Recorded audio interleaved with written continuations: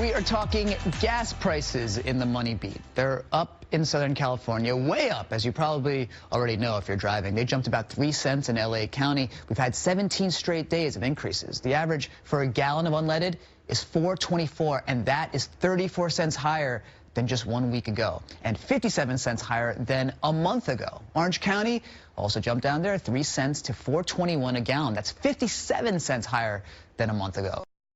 Riverside has the cheapest gas in the region at $4.16 a gallon, but that's also up 58 cents just the last month. The average in California is $4.13, and you got to compare that to the rest of the United States, where it's $2.67. So the question, of course, is what gives, and we're going to bring in Jamie Court of Consumer Watchdog.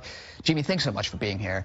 There's a lot to talk about here. So what gives? What's happening in Southern California? Man, this is what we call the Golden State Gouge. You heard $1.50 more per gallon than the rest of America. And what it has to do with is we've got five oil refiners that control 90% of the gas supply. A lot of consolidation. 5 refiners, and when they squeeze, when a refinery goes down, the prices go up because the supply is being constricted. But also, these companies control in Southern California more than 80% of the retail gas stations. So you know, Shell has the brand Shell, for instance. And at a branded gas station, you will find gas prices that are 40 cents maybe more than an independent station. There are only maybe 15% of the stations are independent. The oil refiners that sell to both stations, they sell to their own stations at 40 cents more. So they pump up the price at their own stations to keep the price artificially high.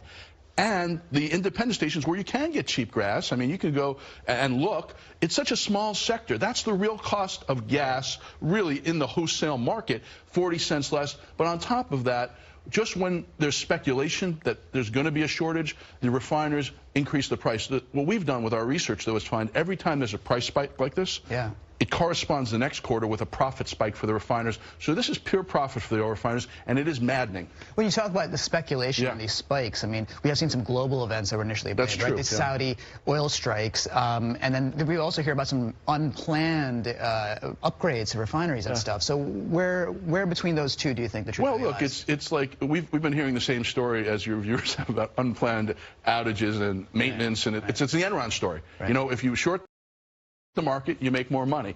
That's just kind of where we go. The Saudi strikes did add some more hesitancy in the market, but the fact is we're paying $1.50 more than the rest of America because these oil refiners can charge it, and they're making big profits. Now, the California Energy Commission launched an investigation 5 months ago into this, based actually on information that we've been providing for years about the fact that these companies that control 90% of the oil supply are raising prices at their branded stations by 40 cents. We're going to get those results, could be as soon as the end of next week. In fact, I'm talking to the chair of the California Energy Commission today. I'm asking him one question. You've done this investigation. How come we've never gotten a call? I want to know what your methodology is. But the governor, for the first time in California, I think ever, is not accepting oil industry money. He is positioned to do something to crack down on the Golden State Gouge. We'll just see whether he gets the information he needs from this agency and whether he actually acts on it. When you talk about Gavin Newsom, I mean, we've been obviously covering so much of his wave of legislation, and he's really strong-arming in a lot of ways his political leverage to accomplish a lot of things. How would you assess his performance so far? Look, I think he's done a good job for a first year. He hasn't really accomplished any huge things, but he hasn't made big mistakes or maybe that many mistakes. I think on the oil and gas issue, he hasn't yet come out. He hasn't come out either on oil drilling, which is the big one. He has stopped fracking permits in the last, which is a real big deal.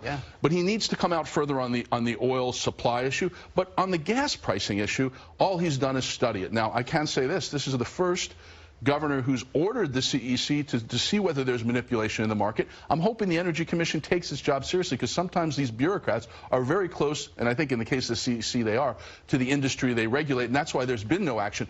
I think he's ready to do something. It's good for him. He's not indebted to the oil industry, and more important, Gavin Newsom can really say, look, California is not going to be an ATM anymore. That's what I can do as governor. So he's being thoughtful. We're paying a lot at the pump, but the time's coming now. This is the fall time. Before legislative session begins in January, it just ended, we have a time to craft some legislation to regulate these refiners, to crack down on the manipulation. and we have 19 legislators who've actually asked the governor to do that. So hopefully it's positive. And just a quick few moments left, but you brought up the fall session. I mean, also we talked about summer blend, which is historically more expensive at the gas pump, right? These vaporization regulations to make sure that everything works out. How does that affect? Well, look, I think anytime they change over to another blend, I think it's worth it for the air. Right. There is one thing. It's called the low-cost carbon fuel standard, where they're adding ethanol to the pump. I think we could reevaluate that. I'm not sure ethanol is actually better for the environment because it talks energy to make. It does add too much cost, so we should reevaluate that, I believe. Okay, well, you're putting the watchdog in Consumer Watchdog.